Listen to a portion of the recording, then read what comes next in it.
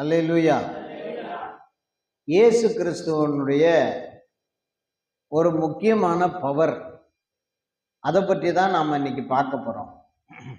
இயேசு கிறிஸ்துவுக்கு ஒரு முக்கியமான பவர். என்ன பவர்னா, எப்பேற்பட்ட வியாதியஸ்தர்களையும் அவர் குணமாக்கி விடுவார். குணமாக்குறது மட்டும் இல்லை, சொஸ்தமாக்கிடுவார்.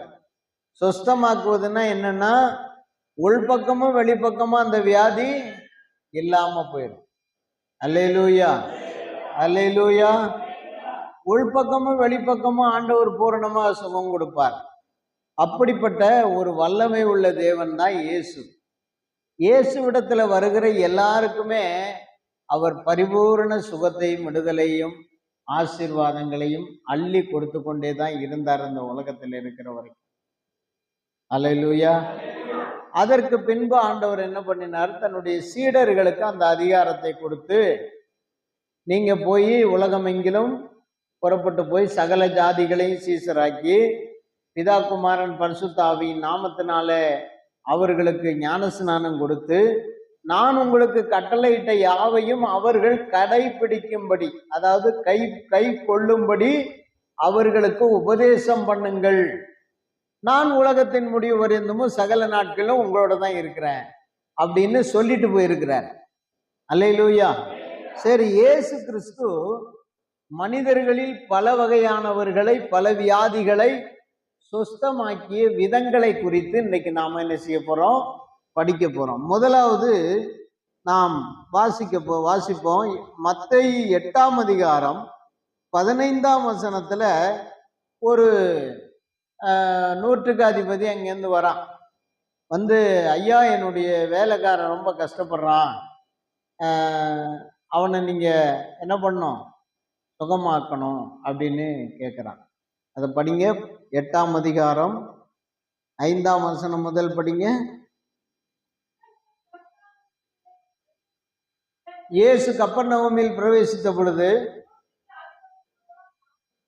நூற்றுக்கு அதிபதி ஒருவன் அவரிடத்தில் வந்து, ஆண்டவரே, என் வேலைக்காரன் வீட்டிலே திமிருவாதமாய் கிடந்து கொடிய வேதனைப்படுறான் என்று அவரை வேண்டிக் கொண்டான். அதற்கு இயேசு, நான் வந்து அவனை சுஸ்தமாக்குவேன் என்றார். போதும். அல்லேலூயா.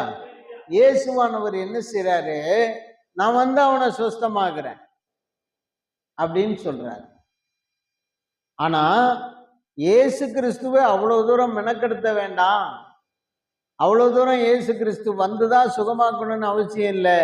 ஒரு வார்த்தை மாத்திரம் சொன்னா போதும், என் வேலைக்காரன் என்ன செய்வான், பிழைப்பான். நான் ஒரு எஜமானா இருக்கிறேன், எனக்கு எஜமானும் இருக்கிறான். நான் ஒரு அதிகாரத்துக்கு கீழ்பட்டவன், எனக்கு கீழ்பட்டவனும் என்னட்ட இருக்கான். அப்படி இருக்கும்போது நீர் வாரும் என்று சொல்லுவதற்கு நான் யாரும் இல்லை, தகுதி இல்லை. அதனால நீங்க ஒரு வார்த்தை சொன்னா போதும், என் வேலைக்காரன் சொஸ்தமாவான் என்றான். அல்லேலூயா. இயேசுவானவர் தம்முடைய வார்த்தையினாலே சரி போன்னு சொல்றார். அந்த நேரத்திலேயே அவனுடைய விசுவாசம் அந்த வேலைக்காரனை என்ன ஆயிடுச்சு, சுகமாக்கிடுச்சு. அல்லேலூயா, அல்லேலூயா. திமிருவாதம்னா என்னன்னு தெரியுமா உங்களுக்கு? திமிருவாதம்னா என்னன்னு தெரியுமா? திமிருவாதம்னா, எவனுக்கு அந்த வாதம் வந்துச்சோ அவனாலேயே அதை கண்ட்ரோல் பண்ண முடியாது. இவன் நினைக்கிறது ஒண்ணு, அது வந்து ஆக்ட் பண்றது ஒண்ணு. அல்லேலூயா.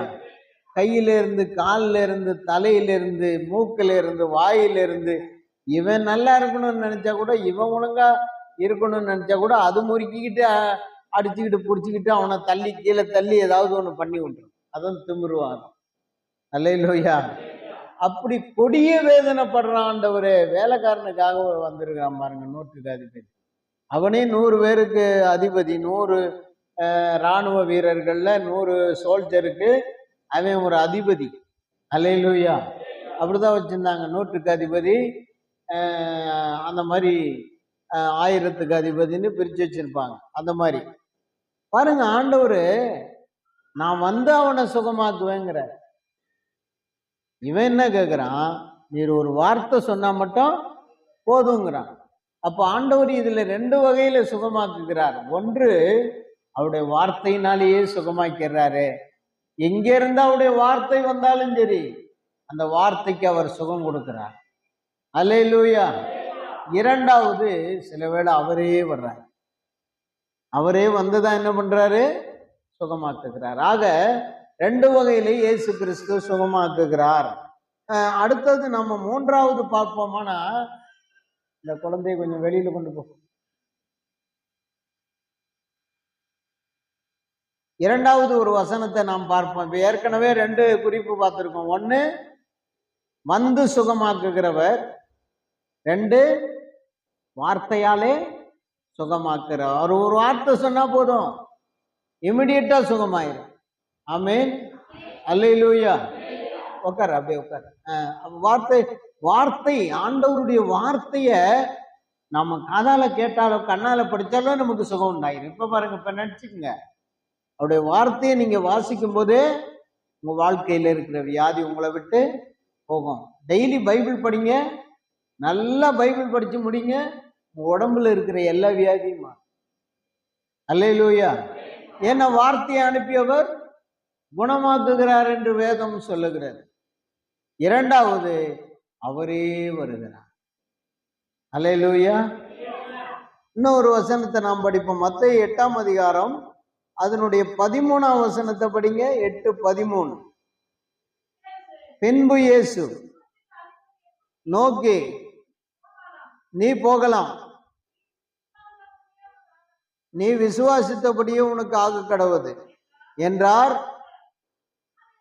அந்த நாளிகையிலே வேலைக்காரன் சுத்தமாயிட்டான். அல்லேலூயா. இதான் வார்த்தையினாலேயும் அவரே வந்து சுகமாக்குகிற அனுபவம். சரி, இன்னொரு வசனத்தை நாம படிக்கலாம். மத்தேயு 8ஆம் அதிகாரம் 16ஆம் வசனம். 8:16. அஸ்தமனமான பொழுது பிசாசு பிடித்திருந்த அநேகரை அவரிடத்தில் கொண்டு வந்தார்கள். அவர் அந்த ஆவிகளை தமது வார்த்தையினாலே துரத்தி பிணியாளிகள் எல்லாரையும் சுத்தமாக்கினார். அல்லேலூயா. வார்த்தையினாலே துரத்தி. அல்லேலூயா. வார்த்தையினாலே துரத்தி பிணியாளிகள் எல்லாரையும் என்ன பண்ணினார், சுத்தமாக்கி. அப்போ வார்த்தையினாலதான் தேவன் அதிகமா எல்லாரையும் என்ன பண்ணியிருக்காரு, சுத்தமாக்கி இருக்கிறார். அது மட்டும் இல்ல, இந்த உலகத்தில் இருக்கிற உலகத்தில் இருக்கிற பொல்லாத ஆவி, உலகத்தில் இருக்கிற அசுத்த ஆவி, உலகத்தில் இருக்கிற அந்தகார ஆவி, இந்த ஆவிகளை எல்லாம் கர்த்தர் தம்முடைய வார்த்தையினால துரத்தி இருக்கிறார். அல்லேலூயா. அல்லேலூயா. இந்த தாத்தாமாருங்க தான் குழந்தைங்களை, பேர பிள்ளைங்களை கெடுக்கிறது. வர்றவனை ஒரு தட்டு தட்டி உட்கார வச்சு அந்த குழந்தைய கவனிக்க வைக்கும். இப்பயே அந்த பிள்ளைகளை அப்படி வளர்த்தா தான் அது என்ன செய்யும், நல்ல முறையில வளரும். அல்லேலூயா. அப்போ தேவன் தம்முடைய வார்த்தைகளினால என்ன பண்றார், சுத்தமாக்குகிறார். அல்லேலூயா. மத்தேயு சுவிசேஷம் 14ஆம் அதிகாரம் 14ஆம் வசனம் படிங்க. மத்தேயு 14:14.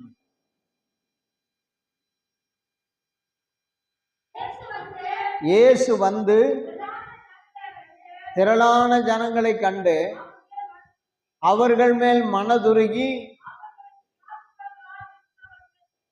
வியாதியஸ்தர்களாயிருந்தவர்களை சுத்தமாக்கினார். அல்லேலூயா. அவர் எப்படி சுத்தமாக்கினார், மனதுருகி. அல்லேலூயா. பாடுறோம் இல்லையா, மனதுருகி கரம் நீட்டி அதிசயம் செய்பவரே, ஐயா அதிசயம் செய்பவரே, ஐயா அதிசயம் செய்பவரே. அப்போ ஆண்டவர் மனதுருகுகிறார். எப்படி மனதுருகுகிறார்னா, கண்ணீர் விடுகிறார்.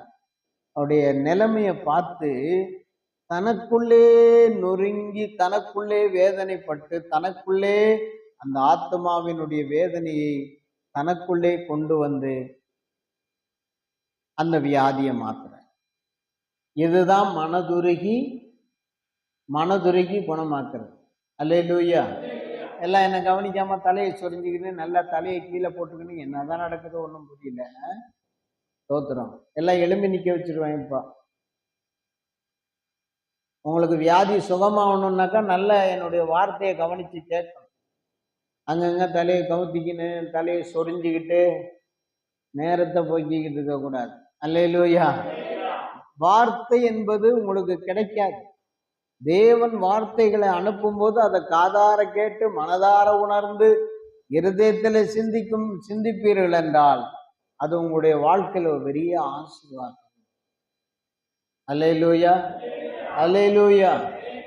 எனவே ஆண்டவர் தம்முடைய வார்த்தையை மனதுருக்கத்தோடு அனுப்புறார். நீங்களும் கூட ஆண்டவருடைய சமூகத்துல கண்ணீர் விட்டு அழுது மனதுருகி ஒரு ஆத்மாக்காக ஜெபம் பண்ணீங்கன்னு வச்சுங்க, அந்த மனதுருக்கத்திலே இயேசு வெளிப்பட்டு மற்றவங்களை குணமாக்கும். அல்லேலூயா. அப்ப இயேசு எப்படி சுஸ்தமாக்கினார்? வார்த்தையினாலே சுஸ்தமாக்கினார். அடுத்தது அவரே வந்து சுஸ்தமாக்கினார். மூணாவது மனதுருகி சுஸ்தமாக்கினார். மனதுருகுகிறார். ஆண்டவர் மனதுருகி கண்ணீர் விடுகிறார். ஆண்டவருக்கு நம்முடைய வேதனை தெரியும், நம்முடைய பாரங்கள் தெரியும், நம்முடைய கஷ்டங்கள் தெரியும், நம்முடைய நெருக்கடிகளை அவர் உணர்ந்து இருக்கிறார். அன்றைக்கும் சரி இன்றைக்கும் அவர் நம்முடைய வேதனைகளை உணர்ந்து நம்மளை குணமாக்குறார். ஆனா அவர்கிட்டையும் நம்ம உணர்வோட தாழ்த்தி தேவ சமூகத்துல என்னை குணமாக்குங்கப்பா என்ற ஆண்டோடைய பாதத்துல போய் விழும்போது கர்த்தர் அப்படியே தொட்டு அவர்களை நம் மனதுருக்கத்தினால சுகமாக்கு. அல்லேலூயா, அல்லேலூயா. மத்தேயு 17ஆம் அதிகாரம் 18ஆம் வசனம் ஒருத்தர் படிங்க. மத்தேயு 17:18. இயேசு பிசாசை அதட்டினார், புறப்பட்டது.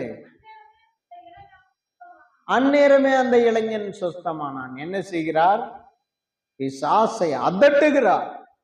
ஓ சாத்தானே, இயேசுவின் நாமத்தினால் அப்படின்னு நாம ஜெபிக்கும் போது எப்பேற்பட்ட வியாதிக்கு காரணமான ஆவியும் ஓடும்.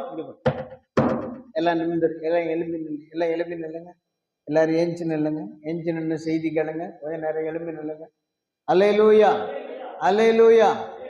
பாருங்க, இயேசுவானவர் ஆவிகளை அதட்டும் வல்லமை உள்ளவர். அவர் அதட்டிட்டாருன்னா பிசாசு ஓடி போயிடும். நம்மெல்லாம் சிலர் என்ன பண்றது இல்லை, அதட்டுறது இல்லை. இப்போ நம்ம சந்தியா பாட்டு பாடினால, தூர தூர தூர போ தூர போ சாத்தானேன்னு. எப்படி பாடினா, தூர தூர தூர போ தூர போ தள்ளி போ சாத்தானே அப்படின்னு பாட்டு பாடினாக்கா அவன் போயிடுவானா சீக்கிரமா. என் பொண்ணு தாலாட்டு பாடுறா புலகத்துன்னு எனக்கு பக்கத்துல உட்கார்ந்துருப்பான். அல்லேலூயா. நீங்க எப்போதுமே ஒண்ணு தெரிஞ்சுங்க, விசுவாசிகள், ஆண்டவருடைய பிள்ளைகள், வசனத்தை கேட்கிறவங்க, கை கொள்றவங்க, ஞானஸ்நானம் எடுத்த பிள்ளைகள், ஆண்டவருக்காக உங்களை அர்ப்பணித்த பிள்ளைகளுக்கு உங்களுக்கு ஒரு பவர் கொடுக்குறாரு. என்ன தெரியுமா? அவர் எப்படி வியாதிகளை சொஸ்தமாக்கினாரோ அதே போல நீங்களும் சொஸ்தமாக்குவீர்கள்னு ஆண்டவர் சொல்லியிருக்கார். அல்லேலூயா. மத்தேயு 16, இது மார்க் 16:16 படிங்க பார்ப்போம். மார்க் 16:16.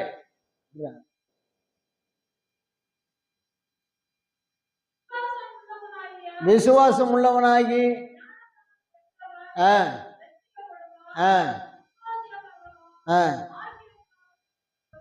அடுத்தது விசுவாசிக்கிறவர்களால் நடக்கும் அடையாளங்கள் அவன். இங்க பாருங்க, நீங்க ஆண்டவரை உண்மையான விசுவாசத்தோடு விசுவாசிக்கிறவர்களா இருந்தா உங்களை கொண்டு நடக்கிற அடையாளங்கள் பாருங்க. என்னெல்லாம் படிங்க.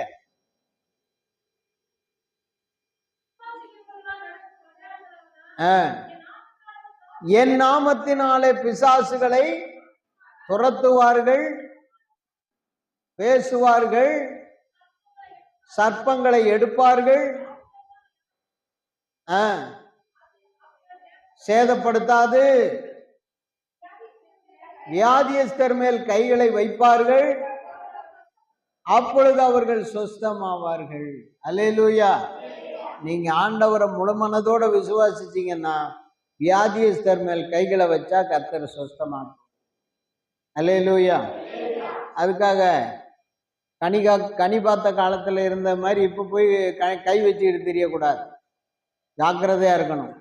நாம பரிசுத்தமா, நாம தேவ அபிஷேகத்தை பெற்று, நாம தேவனுடைய வல்லமையினால நிரப்பப்பட்டு விசுவாசத்தோடு பிசாசினுடைய அந்த வியாதி பிடித்த ஒரு மேல கைகளை வைத்து கடிந்து கொண்டா போதும், கர்த்தர் அவர்களை சுகமாக்கும்.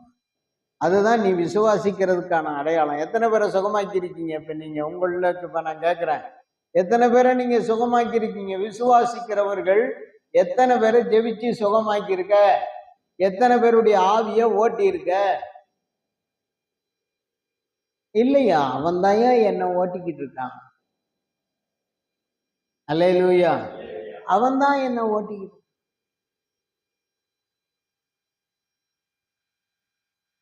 கர்த்தருக்கு ஸ்தோத்திரம். பிசாசு உங்களை ஓட்டுறானா? நீங்க பிசாசை ஓட்டிருக்கீங்களா? இது ஒரு யாராவது பிசாசு ஓட்டணுங்க கை தூக்குங்க. நான் பிசாசை ஓட்டியிருக்கேன். விஜயம் பிரதர் பிசாசை ஓட்டியிருக்காங்க. அல்லேலூயா. கர்த்தருக்கு ஸ்தோத்திரம். அல்லேலூயா. உங்ககிட்ட வந்து பிசாசை ஓட்டுறது இல்லை, அடுத்தவங்களுடைய பலவீனம் பிசாசு அதை ஓட்டி அவங்கள சுகமாக்குற காரியம். இங்க யாரும் இல்லையா? பொம்பளைங்க இங்க யாரும், பெண்கள் யாரும் இல்லையா? இன்னைக்கு தெரிஞ்சுங்க, விசுவாசிக்கிறவர்களால் நடக்கும் அடையாளம்னு கொடுத்து சொல்றாரு. நீங்க என் நாமத்தினால வியாதியஸ்தர் மேல் கைகளை வைப்பீங்க, அப்ப அவங்க சொஸ்தமாவாங்க. அல்லேலூயா. அல்லேலூயா. கர்த்தருக்கு ஸ்தோத்திரம். பிசாசுகளை துரத்துவீர்கள், சர்ப்பங்களை எடுப்பீர்கள், தேள்களை மிதிப்பீர்கள், இதெல்லாம் சொல்லி இருக்கு. அல்லேலூயா. அல்லேலூயா. அப்போ இயேசுவானவர் இப்படியெல்லாம் சுஸ்தமாக்கினார். எதற்காக? தன்னுடைய பிள்ளைகளுக்கும் அந்த அதிகாரத்தை கொடுத்திருக்கிறார். அதை நாம புரிஞ்சுக்கணும். இயேசு சுகமாக்கினார். நானும் இந்த பிசாசை கடிந்து விரட்டி சுகமாவேன் என்கிற அந்த நல்ல ஒரு விசுவாசம் உள்ள இருதயம் நமக்கு வேணும். அல்லேலூயா.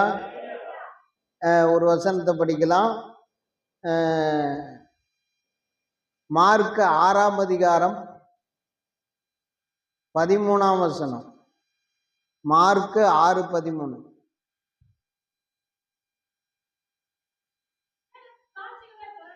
அநேகம் பிசாசுகளை துரத்தி அநேக நோய்களை எண்ணெய் பூசி சுஸ்தமாக்கினார். அல்லேலூயா. சொல்லுங்க அல்லேலூயா. இந்த கஷ்டப்பட்டு இந்த கையை தூக்கி அல்லேலூயா சொல்லுங்களேன். அல்லேலூயா. ஆண்டவர் எப்படி சுகமாக்கினார்? எண்ணெய் பூசி சுகமாக்கினார். இப்ப எத்தனையில சுகம், எப்படியெல்லாம் சுகமாக்கி இருக்காரு? 1, தானே வந்து சுகமாக்கினார். 2, வார்த்தையினாலே சுகமாக்கினார். 3, மனதுருக்கத்தில் சுகமாக்கினார். 4, அதட்டி சுகமாக்கினார். 5, எண்ணெய் பூசி சுகமாக்கினார். அல்லேலூயா. இன்னைக்கு அதுதான் நாங்க எண்ணெய் ஜெபம் பண்ணி உங்களுக்கு தரோம். முன்னாலையெல்லாம் எண்ணெய் ஜெபம் பண்ணி வாங்குறதுக்கு சிலர் ரொம்ப பிரயாசப்பட்டு கண்டிஷனா வந்து நிற்பாங்க. பாஸ் ஜெபம் பண்ணி எண்ணெய் தரணும், நான் வந்து எண்ணெய், இந்த எண்ணெய் தான் எனக்கு அப்படிங்கிற மாதிரிலாம் இருந்தாங்க பலர். இப்ப ஆட்கள்லாம் காணோம். அல்லேலூயா. எண்ணெயை ஜெபம் பண்ணி கொடுக்குறோம் விசுவாசத்தோட. அந்த எண்ணெயை பூசும்போது கர்த்தர் சுகம் கொடுக்கிறார். அல்லேலூயா. அல்லேலூயா. எண்ணெயில இல்ல சுகம், எண்ணெய்க்குள்ள இருக்கிற ஆண்டோடைய வல்லமை தான் சுகப்படும். அல்லேலூயா. அல்லேலூயா. இப்படி எண்ணெய் பூசி கர்த்தர் சுகமாக்கினார். ஏன் அவரால் வார்த்தை சொன்னதா முடியாதா? வார்த்தை சொன்னா டக்குன்னு சுகமாகாதா? இதெல்லாம் வந்து நமக்கு கற்றுக் கொடுத்துருக்கிறார். எண்ணெய் பூசி உங்களில் ஒருவன் வியாதிப்பட்டால் அவன் என்ன செய்யணும்? சபை மூப்பர்களை வரவழைக்கணும். அவர்கள் வந்து எண்ணெய் பூசி ஜபம் பண்ணுவார்கள்.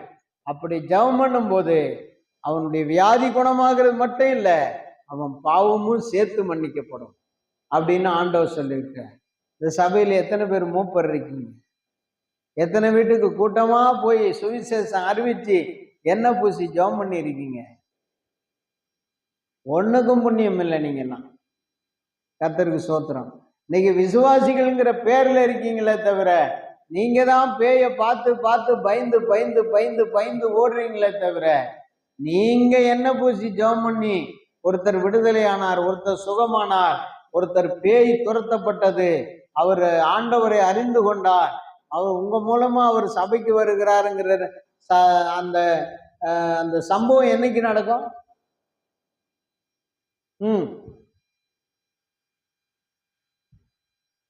அல்லேலூயா, அல்லேலூயா.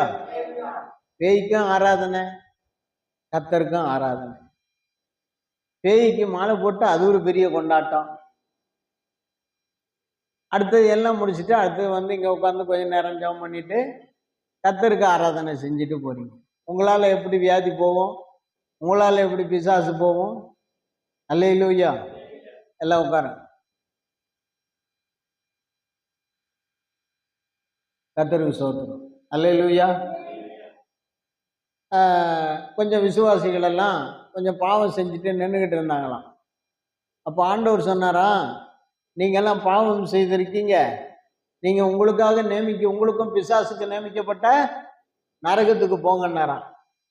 ஐயோ ஆண்டவரே, நாங்க இதெல்லாம் பண்ணல, எங்களை பண்ண வச்ச அந்த இருக்கிறான் யாரு? சாத்தான் அப்படின்னு சாத்தானை காட்டினாங்களாம். சாத்தானை ஆண்டவர் கேட்டாராம், ஏய் நீ இப்படி பண்ணியா? ஆண்டவரே இல்ல. பரமபிதாவே, பரிசுத்த தெய்வமே, என்னுடைய விண்ணப்பத்தையும் நீர் கேளும் அப்படின்ட்டானா. சரி சொல்லு அப்படின்னாராம். கோழி அடித்தார்கள், பிரியாணி கிண்டினார்கள், தாங்களே தின்றார்கள், எனக்கு பங்கொன்றும் தந்ததில்லை. யார் சொல்றது? சாத்தான் சொல்றான். அல்லேலூயா. பண்டிகை கொண்டாடினார், எல்லோரும் சேர்ந்து பிரியாணி சாப்பிட்டார்கள்.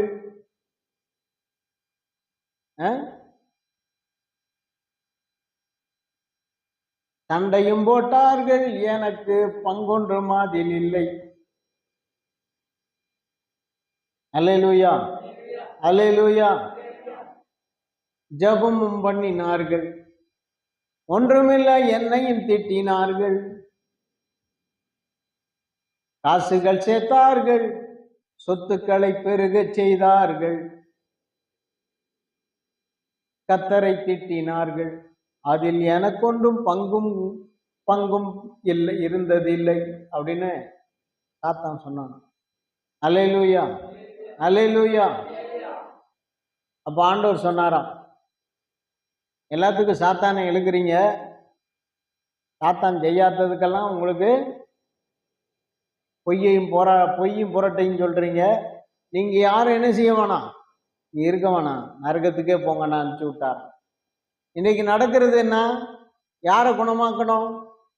யாரை போய் வசனத்தை சொல்லி ஜெபம் பண்ணணும்? யாருக்கு என்ன பூசணும்? யாருக்கு முன்னால நம்ம ஒரு மூப்பர்களை போல நடந்துக்கிட்டோம்? நல்லா சபையில வந்து உட்காந்து நல்லா தூங்கி விட்டு கடைசியில பாஸ்ட் சோத்திரம் பண்ணி ஆராதனை முடிச்ச உடனே படார்னு விழிச்சு என்னாத்துமாவே கர்த்தரை சோத்திரி, அது மட்டும் கரெக்டா சொல்லிட்டு, அதுவும் கரெக்டா சொல்றீங்களோ புலம்பி சொல்றீங்களோ அது உங்களுக்கு தான் தெரியும். அல்லேலூயா, அல்லேலூயா. சோத்திரம். ஒரு நாள் இந்த பாட்டை முழுசா பாடணும், எழுதி எடுத்து கொண்டு வர மறந்துட்டு, இல்லைன்னாக்க மொத்தமா பாடி காட்டியிருக்கு. தாத்தா வந்து முறையிட்டானா ஆண்டவர்கிட்ட. அல்லேலூயா. நீங்கெல்லாம் யாரு? கர்த்தரை விசுவாசிக்கிறவர்கள்னா எண்ணெய் பூசி ஜெபம் பண்ணி அநேகரை குணமாக்கி இருக்கணும். இன்னைக்கே எண்ணெய் எடுத்துக்கிட்ட என்ன செஞ்சிரு? போறவனுக்கெல்லாம், ஏய் உனக்கு வியாதி இருக்குங்கவா, உனக்கு என்ன பூசுறேன், அப்படின்னு நாமம் போட்டா அவன் நாமம் போட்டு விட்டுருவான் உனக்கு. கர்த்தருக்கு சோத்திரம். அல்லேலூயா, அல்லேலூயா. கர்த்தர் மேல் இருக்கிற உன்னுடைய விசுவாசத்தின் பலன் சிலர் உன்னை தேடி கர்த்தர் வர வைப்பார். அப்படி என்ன பண்ணணும்? ஜெபம் பண்ணணும், பிசாச கடிந்து கொண்டு துரத்தணும். கர்த்தர் இப்படியெல்லாம் நம்மளை சுஸ்தமாக்கி இருக்கார். அந்த அதிகாரத்தை யார்கிட்ட கொடுத்திருக்கார்? விசுவாசிக்கிறவர்களிடத்துல கொடுத்திருக்கார். நீங்க எத்தனை பேர் கர்த்தரை விசுவாசிக்கிறீங்க? அதுக்கு கையை தூக்குவீங்க. பட் நீங்க ஒரு பிசாசை கூட ஓட்டுனது இல்லை, ஒரு வியாதியை கூட குணமாக்குனது இல்லை, ஒருத்தருக்கு எண்ணெய் பூசி ஜெபிச்சதும் இல்லை, எண்ணெய் பூசி ஜெபிப்பதற்கு ஒருத்தரை என்ன செய்ததும் இல்லை. உற்சாகப்படுத்தி ஆண்டவர் உங்களுக்கு குணம் சுகமாக்குவார் என்று சபைக்கு அழைத்தும் வரல. கர்த்தருக்கு ஸ்தோத்திரம். அல்லேலூயா, அல்லேலூயா. ஒரு கிராமத்தில் ஒரு சபை, அந்த சபையில் ஒரு வயசானவர் இருந்தார். அவர் ஆடு மேய்க்கிறவர். அவர் ஆடு மேய்க்க போகிற வழியெல்லாம் சுவிசேஷம் அறிவித்து அநேகரை கர்த்தருக்குள்ளே கொண்டு வருவார். என்ன சொன்னார்னா, அவர் 2-3 வார்த்தை தான் சொல்லுவார். இயேசு நல்லவர், இயேசுவை நம்பிப்பார், உன் வாழ்க்கையெல்லாம் மாறும். இது ஒன்று. அடுத்தது எப்பேற்பட்ட கஷ்டத்தையும் இயேசு தீர்ப்பார். இதுதான் அவருக்கு தெரியும். பைபிள்லாம் எனக்கு தெரியாது, படிக்க தெரியாது. இதுதான் சொல்லுவார். இந்த மாதிரி சொல்லி சொல்லி சொல்லி அநேகரை சபைக்கு கூட்டு வந்துட்டார். அப்போ சபைக்கு கூட்டு பாஸ்டர் பார்க்குறாரு, இவர் நல்ல ஆத்துமாதாயம் பண்ணுறாரு அப்படின்னு சொல்லிட்டு அவருக்காக அதிகமாக ஜெபம் பண்ணுவார். அவர் போய் சொல்கிற இடங்கள்ல எல்லாம் கிரியை நடக்கணும்னு போராடி ஜெபம் பண்ணுவார். அது மாதிரி இவர் அநேகரை என்ன பண்ணார்? அற்புதமா கர்த்தருக்குள்ள நடத்திட்டு வந்தார். ஒரு நாள் அவர் இறந்துட்டார். ஒரு வயசாகி இறந்துட்டார். இறந்த பின்னால அந்த பகுதி ஜனங்க எல்லாரும் இந்த மாதிரி எங்களுக்கு ஒரு இயேசு இருந்தாரு, அவர் இப்ப செத்து இறந்துட்டாரு, ஆனா அவர் சொன்னாரு இயேசு உயிரோடு இருக்காருன்னு. அவர் இறந்தாலும் அவர் சொன்ன வார்த்தை இறக்காது, அதனால நாங்கெல்லாம் சபைக்கு போறோம்னு அந்த ஏழை ஜனங்க, அந்த கிராமத்து ஜனங்க சொன்னாங்களாம். அல்லேலூயா, அல்லேலூயா. பாஸ்டருக்கு ஒரு பெரிய இழப்பு தான்.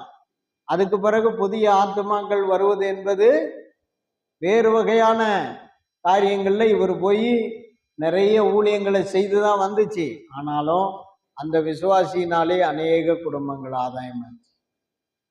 உங்களால ஒரு ஆத்துமா வியாதி குணமாயிருக்குமா? அல்லேலூயா, அல்லேலூயா. இல்லை. நீங்கெல்லாம் யாரு? அதாவது தேவனுக்கு விரோதிகள். ஏன்னா ஆண்டவரை பத்தி நீங்க மற்றவங்களுக்கு சொன்னதே இல்லை. ஆண்டவரை பத்தி மற்றவங்களுக்கு சொல்லி அநேகரை வியாதியிலேருந்து விடுதலை ஆக்கினதும் இல்லை, சுகமாக்கினதும் இல்லை. அநேகருக்கு எண்ணெய் பூசினதும் இல்லை, ஒருத்தர் கூட எண்ணெய் பூசவும் இல்லை. அப்ப என்ன பண்றது? நீங்கெல்லாம் இன்னைக்கும் சபைக்கு வர்றீங்க, அது மாதிரி அப்படியே சபைக்கு போறீங்க, அப்படியே வீட்டுக்கு போறீங்க. உங்களால எத்தனை பேர் குணமானாங்க? உங்களால எத்தனை பேர் இயேசுவை அறிந்தார்கள்? எத்தனை பேருடைய வியாதியை நீங்க என்ன பூசி ஜெபிச்சிருக்கீங்க? இல்லைன்னா நீங்க தெரிஞ்சுக்கங்க, தாத்தா உங்களை பத்தி நிறைய குற்றம் சொல்லுவதற்கு ஆயத்தமா இருக்க. அல்லேலூயா, அல்லேலூயா. சத்தியம் கேட்டார்கள், சத்தியத்தில் நடக்கிறேன் என்றார்கள். அல்லேலூயா. பாவம் செய்தார்கள், என்னையே பழியும் போட்டார்கள். அவங்க பாவம் செஞ்சுட்டு பழியை யார் மேல போட்டாங்க? ஏன் மேல போட்டாங்க. தாத்தான் சொன்னானா? அல்லேலூயா. அதனால நீங்க நல்லா ஒண்ணு தெரிஞ்சுக்குங்க, இயேசுவானவர் குணமளிக்கிற வல்லமை உள்ளது.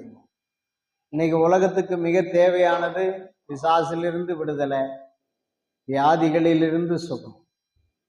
அல்லேலூயா. இதுக்கு தான் ஜனங்க அதிகமா தவிச்சு அலையிறாங்க. இல்லைன்னு சொல்லுங்க, இல்லையா? உலகத்தில் இருக்கிற அத்தனை மனிதனுக்கும் தேவை அது. வியாதியிலிருந்து சுகம். அல்லேலூயா. பிசாசின் பிடியிலிருந்து விடுதலை. இந்த ரெண்டையுமே யார் செய்தா? இயேசு செய்தார். இப்ப யாரை செய்ய வச்சு சொல்லி இருக்கிறார்? நம்ம செய்ய சொல்லியிருக்கார். அல்லேலூயா. எனக்கு அதுதான் ஒரு பெரிய வெளிப்பாடு. ஆரம்ப காலத்துல ஊழியத்துக்கு வந்த பிறகு எனக்கு பல முறை இந்த யோசனை தான், என்னடா இந்த மாதிரி ஆண்டவர் சுகமாக்கினாரு, நம்மளையும் ஆண்டவர் சுகமாக்க சொல்லி சீடர்களுக்கு சொன்னாரு, அதுக்கு பிறகு நம்மளுக்கும் அந்த வார்த்தை கொடுத்துருக்கிறாரு, அப்படின்னா நம்ம தானே அதை எடுத்துக்கிட்டு செய்யணும் அப்படின்னு நான் பைபிள் படிக்கிற காலங்கள்லயே நானே என்னுடைய மனதில் சிந்தித்து இந்த வசனத்தை விசுவாசித்து, அல்லேலூயா, முதல்ல என்னுடைய பாட்டி வீட்டில் எனக்கு என்னுடைய சின்னம்மாவுடைய மூத்த சின்னம்மாவுடைய மகளுடைய மகன் ஆம்பளை பிள்ளை பிறந்திருக்கப்பதான் அவனுடைய கழுத்தில் ஒரு கட்டி. அல்லேலூயா. எங்கள் பாட்டி சொன்னாங்க, இந்த மாதிரி நீ தான் இயேசுவை கும்பிட்றியப்பா, பிள்ளைக்கு கழுத்தில் இப்படி கட்டி மாதிரி இருக்கு, டாக்டரும் ஒன்றும் சொல்ல மாட்டேங்கிறாரு, என்னன்னு தெரியல, நீ தான் இது ஏதாவது பண்ண அப்படின்னு எங்கள் பாட்டி சொன்னாங்க. சொல்லும்போது எங்கள் பாட்டிக்கு எப்படியே வயசு 90 இருக்கும். அல்லேலூயா. சரின்ட்டு நானும் அந்த குழந்தைய கையில் வாங்கி அந்த குழந்தையினுடைய அந்த கட்டி இருக்கிற கழுத்தில் கையை வச்சு ஏசப்பான்னு தடவுனேன். அவ்வளோதான். தடவுன உடனே அந்த கட்டி எங்கே மறைஞ்சிச்சின்னு தெரில, கட்டியே இல்லை, சுகமாக்கிட்டாங்க. அது இன்று வரை பேசப்படுகிறது. அல்லேலூயா. நீங்கள் எத்தனை பேரை சுகமாக்கினீங்க? எத்தனை பேருடைய வியாதிக்கு ஆண்டவர் மருந்து இது எண்ணெய் பூசி ஜெபிக்க சொன்னார், ஜெபம் பண்ணீங்க? இதுதான் உங்களுடைய வாழ்க்கையில் இருக்கிற பெரிய தோல்வி. எனவே ஏசப்பா சுகமாக்கினார், நீங்களும் சுகமாக்க உங்களால் முடியும். அதுக்கு தகுந்த விசுவாசத்துக்குள்ளே நீங்கள் வளரணும். அல்லேலூயா. நீங்களும் அநேகரை சுகமாக்கணும். உங்கள் பகுதியில் இருக்கிற ஜனங்கள் மத்தியில் உங்களுடைய வாழ்வில் இருந்து அந்த இருக்கிற விசுவாசமானது சுகமாக வெளிப்பட வேண்டும், விடுதலையாக வெளிப்பட வேண்டும். அப்படி இல்லைன்னா நீங்க இருக்கிறதே வேஸ்ட். இருக்கிறது வேஸ்ட்னா என்ன பண்ணிட்டோம்? செத்து போங்க. எப்படி சாகணும்? எப்படி வேணாலும் சாகணும். நீங்க இருந்தாலும் நரகம்தான், செத்தாலும் நரகம்தான். அல்லேலூயா. அல்லேலூயா. அதான் சொல்றேன். தெரிந்தும் உங்களுக்கு என்ன செய்யல, நீங்க செய்யல. எல்லாரும் முழங்கால் படிடுங்க, ஜெபம் பண்ணும். எல்லாரும் முழங்கால் படிடுங்க, ஜெபம் பண்ணும்.